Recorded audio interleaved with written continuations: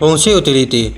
Komponen utama fungsi utilitas. 1. Utilitas total total utility. Jumlah total kepuasan yang diperoleh oleh konsumen dari mengkonsumsi sejumlah tertentu dari suatu barang atau jasa. 2. Utilitas marginal marginal utility. Tambahan utilitas yang diperoleh dari satu unit tambahan konsumsi barang atau jasa. 3. Utilitas marginal momentary marginal utility. Utilitas marginal pada titik waktu tertentu yang dapat berfluktuasi selama konsumsi berlangsung. 4. Utilitas marginal intermittent marginal utility, mengacu pada utilitas marginal yang muncul ketika konsumsi diinterupsi sementara dan kemudian dilanjutkan. 5. Utilitas marginal penggantian substitution marginal utility, utilitas yang muncul ketika konsumen beralih dari suatu barang ke barang lain karena perubahan harga atau preferensi. 6. Utilitas marginal waktu time marginal utility, perubahan dalam utilitas seiring berlalunya waktu yang dapat terjadi saat konsumen mengkonsumsi barang atau jasa selama beberapa periode waktu. 2. Optimisasi. Optimisasi dalam konteks analisis konsumen merujuk pada upaya konsumen untuk mencapai tingkat kepuasan tertinggi atau utilitas maksimal dengan mengalokasikan sumber daya mereka, misalnya pendapatan, untuk berbagai barang dan jasa yang mereka konsumsi. Fungsi dalam optimisasi konsumen. 1. Keterbatasan pendapatan. Konsumen memiliki pendapatan yang terbatas, yang harus mereka alokasikan di antara berbagai barang dan jasa. 2. Utilitas marginal. Konsumen mempertimbangkan utilitas marginal dari setiap barang dan jasa yang mereka konsumsi. 3. Harga barang. Mereka akan memilih kombinasi barang yang memberikan utilitas lebih tinggi per biaya unitnya. 4. Preferensi konsumen. Optimisasi memperhitungkan preferensi individual, seperti jenis barang yang diinginkan, merek tertentu, atau kualitas yang diharapkan. Proses optimisasi konsumen ada 4. 1. Menentukan tujuan. 2. Mengumpulkan informasi. 3. Membandingkan dan evaluasi. 4. Pengambilan keputusan. Yang ketiga, harga relatif. Konsumen menggunakan harga relatif untuk mengambil keputusan konsumsi yang bijak, memilih barang atau jasa yang memberikan utilitas tertinggi dalam konteks anggaran mereka. Berikut beberapa aspek kunci tentang harga relatif dalam analisis konsumen, yaitu yang pertama, peran harga relatif.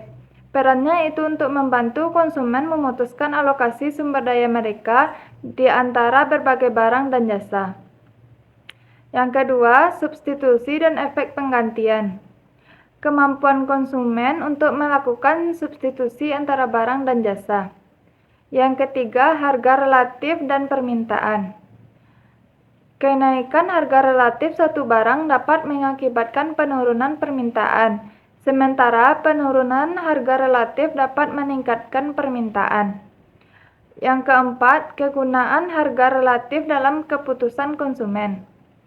Konsumen membandingkan harga relatif untuk mengevaluasi pilihan mereka.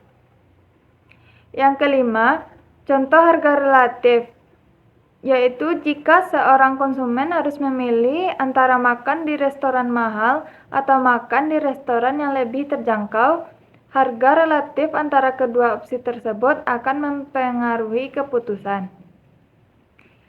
Yang keenam, elastisitas harga relatif. Untuk mengukur sejauh mana perubahan harga relatif memengaruhi perubahan jumlah barang yang diminta. Yang ketujuh, perbandingan dengan pendapatan. Seringkali dibandingkan dengan pendapatan konsumen. Jadi keempat, analisis komparatif statis. Analisis komparatif statis dalam konsumen adalah pendekatan yang digunakan untuk membandingkan perubahan dalam keputusan konsumen sebagai respon terhadap perubahan dalam harga dan pendapatan, tetapi tanpa mempertimbangkan perubahan waktu. Berikut adalah poin-poin penting tentang analisis komparatif statis dalam konsumen. 1. Efek substitusi. Analisis ini mengasumsikan bahwa ketika harga barang tertentu naik, konsumen cenderung beralih ke barang yang masih terjangkau, mengingat preferensi mereka terhadap barang tidak berubah. 2. Efek pendapatan mempertimbangkan perubahan dalam kemampuan mereka untuk membeli barang dan jasa tertentu. 3. Kurva permintaan dinyatakan dalam bentuk pergeseran atau perubahan dalam kurva permintaan. 4. Efek pergeseran atau shift effect. Perubahan harga atau pendapatan menyebabkan konsumen membeli lebih banyak atau lebih sedikit. 5. Efek pengembangan atau income effect. Perubahan pendekatan mengubah tingkat pembelian barang dan jasa secara keseluruhan. 6. Efek substitusi dan efek pendapatan. Efek substitusi lebih terkait dengan perubahan dalam preferensi konsumen dan tingkat substitusi antar barang, sementara efek pendapatan berkaitan dengan perubahan pendapatan berkaitan dengan pendapatan yang mempengaruhi kekuatan pembelian secara keseluruhan. 7. Aplikasi dalam kebijakan ekonomi membantu pemerintahan dan perusahaan dalam merencanakan strategi harga dan pajak, serta memahami dampak kebijakan ekonomi terhadap konsumen.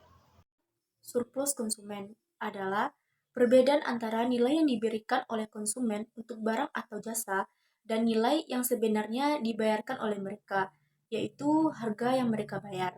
Yang pertama, komponen surplus konsumen terdiri dari dua komponen, yaitu produsen dan konsumen. Yang kedua, pengukuran surplus konsumen ditukar dengan cara menghitung area di bawah kurva permintaan dan di atas harga pasar. Yang ketiga, hubungan antara harga dan surplus konsumen. Ketika harga turun, surplus konsumen biasanya meningkat, karena lebih banyak konsumen dapat membeli barang tersebut dengan harga yang lebih rendah. Sebaliknya, ketika harga naik, surplus konsumen cenderung berkurang. Yang keempat, analisis pasar dan kebijakan ekonomi. Digunakan untuk menganalisis pasar dan kebijakan ekonomi. Yang kelima, efisiensi pasar. Digunakan dalam pemahaman efisiensi pasar. Yang keenam, batas surplus konsumen. Di pasar dengan monopoli atau kekuatan pasar yang besar, surplus konsumen dapat berkurang. Yang ketujuh, aplikasi dan analisis kebijakan dapat mempengaruhi surplus konsumen secara positif dan negatif. Yang keenam, over, under, dan inventory consumption.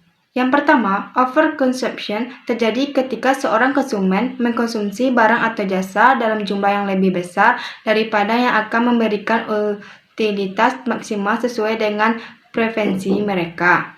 Yang kedua, underconsumption terjadi ketika seorang konsumen mengkonsumsi barang atau jasa dalam jumlah yang lebih sedikit daripada yang akan memberikan utilitas maksimal sesuai dengan preferensi mereka. Yang ketiga, involuntary consumption terjadi ketika konsumen harus mengkonsumsi barang atau jasa tertentu meskipun itu bukan pilihan utama mereka.